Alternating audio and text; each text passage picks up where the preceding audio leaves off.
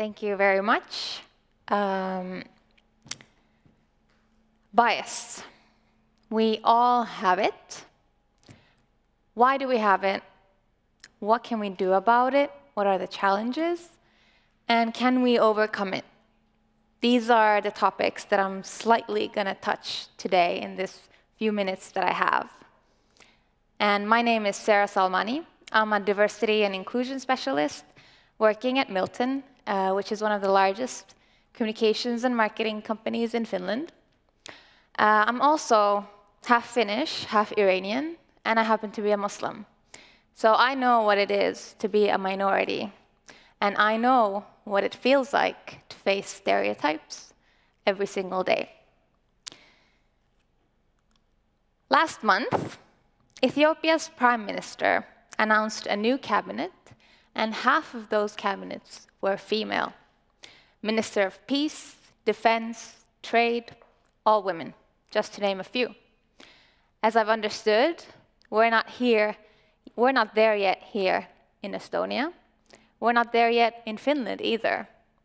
And my question is, why not? Why do we have unconscious bias? What is the challenge?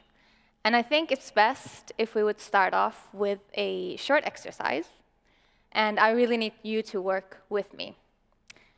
What we're going to do is called the implicit association test. I don't know if any of you are familiar with it. Yes? No? OK, great.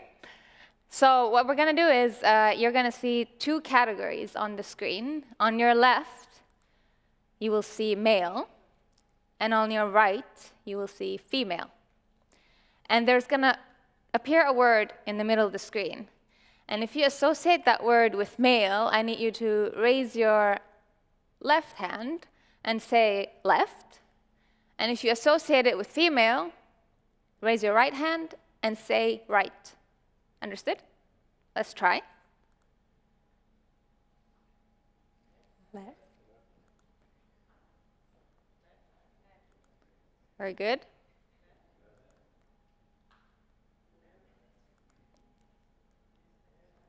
Good. Please say it out loud as well.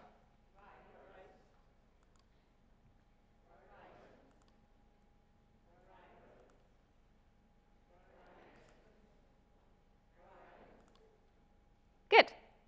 Now I'm going to change the categories. On your left, you're going to see liberal arts. And on your right, you're going to see science. So same method applies. If you associate the word with liberal arts, please raise your left hand and say left. If you associate it with science, raise your right hand and say right.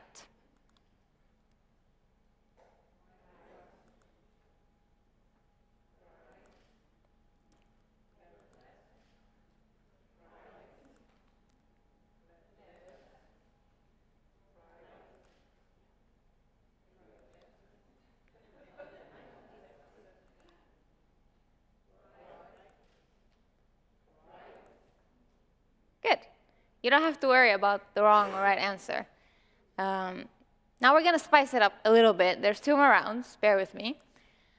We're going to have the category on your left be female or liberal arts, and the category on the right is male or science. So if you associate the word either with female or liberal arts, raise your left hand and say left. If you associate it with male or science, raise your right hand and say right. We'll get to that.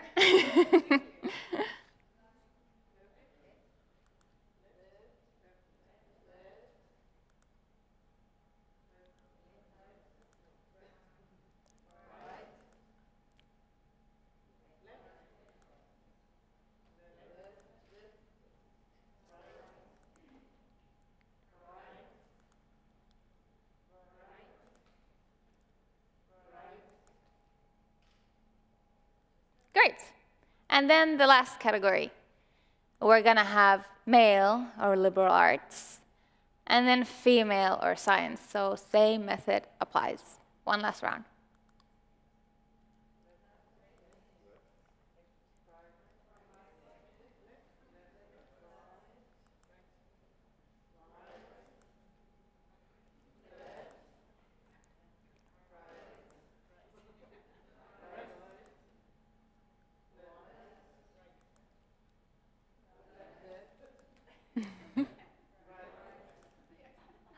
Great. Did you find the last category harder, or like it took you more time to respond? Yeah. Yeah, exactly. And you actually belong to the 75% of population who have done this test. So this was the implicit association test done by psychology researchers Anthony Greenwald and Mahzarin Banaji in Harvard University back in 1998. And they found out that it was harder for people to associate male with arts than female with arts. And it was harder for people to associate female with science than male with science. And it doesn't matter what category it was, which one came first, the results were always the same. So unconscious bias is something that we've had from the very start, back to when we used to live in caves or in the forest. And it's actually a survival mechanism. We need it. We need it in our daily lives. If we lived in our cave and we stepped out and we saw a wolf or a lion, we knew immediately that we have to run away without further thinking about it.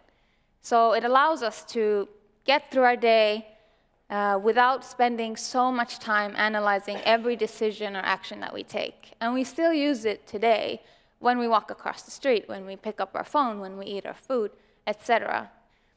So it's very useful, but there's also slight dangers to it.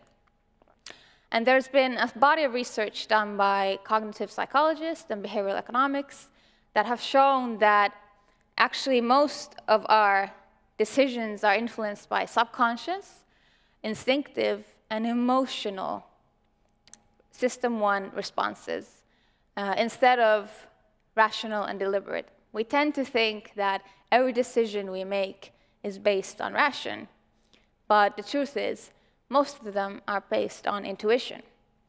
And this means that unconscious bias can actually be deeply ingrained, for example, in a work environment. And it can be practiced by individuals without them knowing it. And as a result, it can affect our decision-making. There's a reason to why we have unconscious bias, and that's because we're just flooded by so much information every single day. Actually, we're flooded by 11 million bits of information every day, and we can only process 40, which is very, very little in the end. So we have these cognitive filters that help us prioritize and generalize our decisions, which helps us to get through our daily lives. But like I mentioned, it can have negative consequences if we want to make some decisions, for example, in leadership. But these cognitive filters, you can also adjust them. So when you, for example, learn a new language or you learn to play the guitar, that's all about our cognitive filters just being reestablished and reorganizing and prioritizing again. So that's the figure of how many of our decisions are actually unconscious. And it's staggering, and it's scary, and I kind of feel like a robot. But I just want to say it because I want you to be aware of it. I don't want you to be afraid of it. I want you to be aware of it.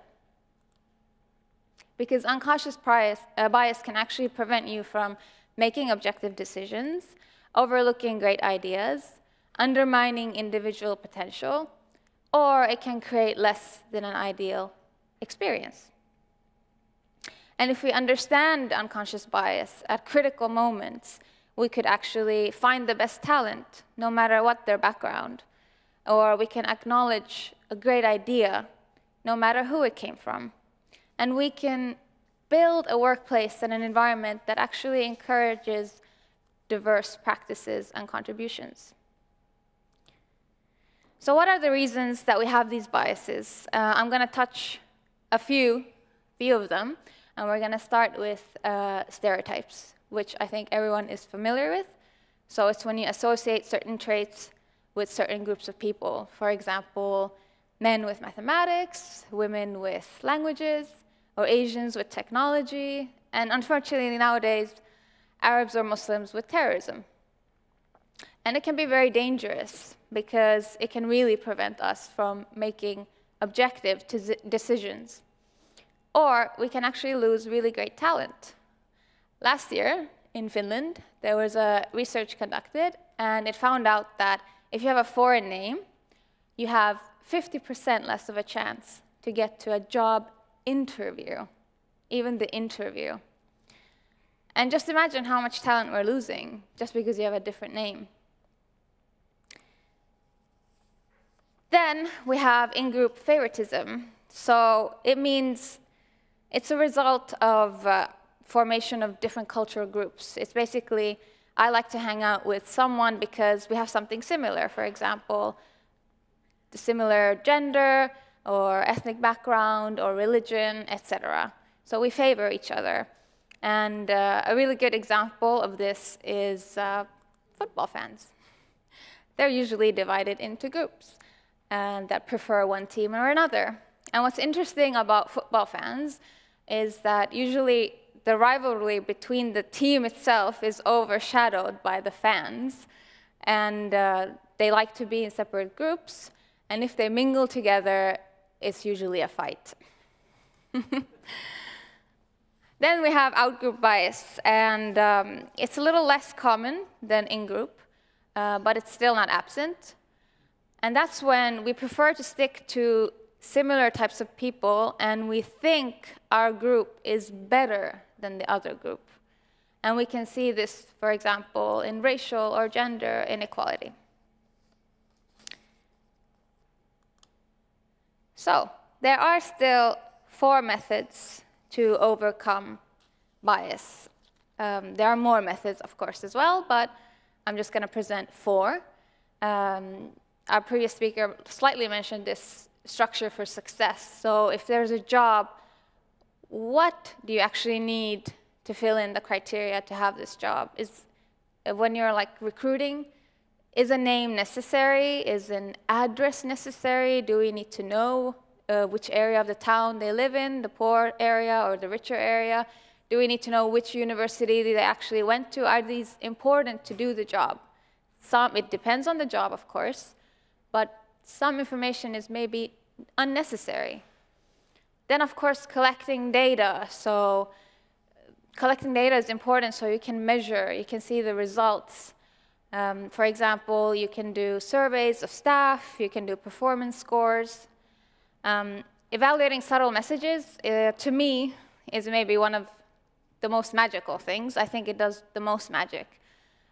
When I started at Milton, I'm the only Muslim at Milton currently, and my team leader came to me and she said, "We have a prayer room for you."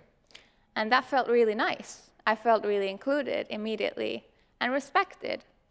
So evaluate your messages. Do you have unisex bathrooms?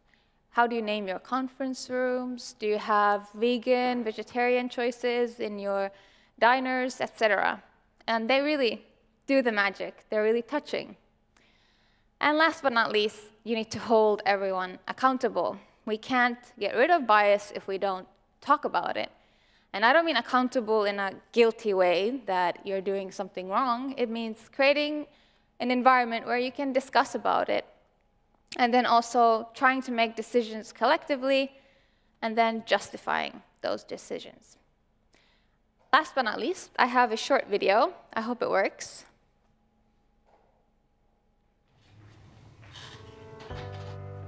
It's easy to put people in boxes.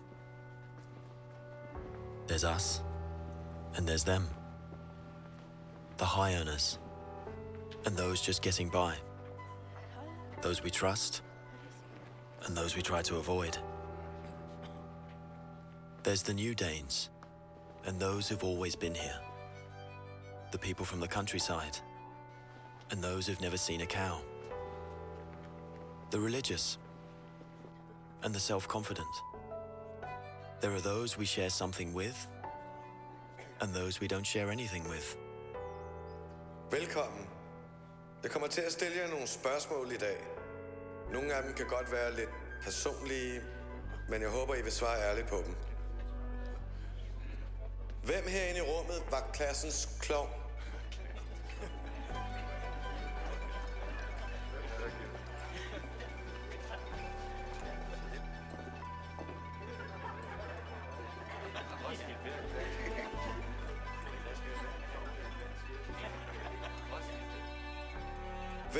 er bonusforældre.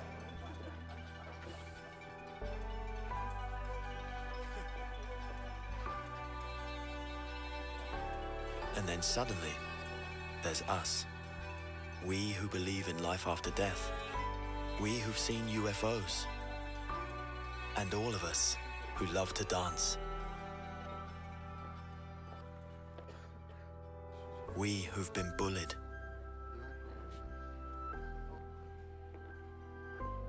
And we who've bullied others.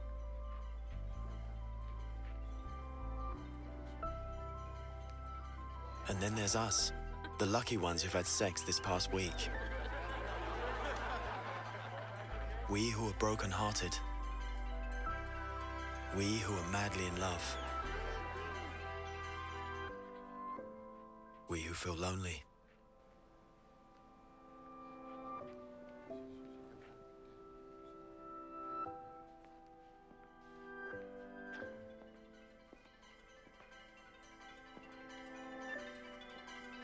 We who are bisexual. And we who acknowledge the courage of others. We who have found the meaning of life. And we who have saved lives. And then there's all of us who just love Denmark. So maybe there's more that brings us together than we think. TV2 Denmark. All that we share. That I think it just shows that we're so often put into boxes and then we don't really realize it, that we have so much more similarities and in common than differences. Thank you.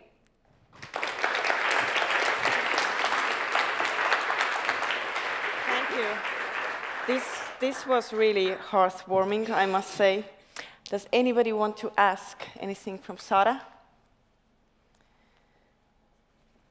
Then I was so good. Yeah, you were so good. Yeah, everybody are so overwhelmed now because of the video. Do you want to ask something? Okay, Gunvor is there. Yeah, I'm interested in, I think it's a very interesting position you have in Milton. What kind of consultancies can you help companies with? That would be interesting to know. Actually, we do a lot of different workshops and trainings for various companies on the benefits of diversity, and then we focus mainly on how do you communicate or how to use it in your marketing internally and externally. And then also, of course, with employer branding. So how do we get the best talent and how do we make those hires stay? So various kind of workshops and trainings around that. Then, of course, marketing and communication plans. Thank you. Thank you. Thank you for coming. Thank you.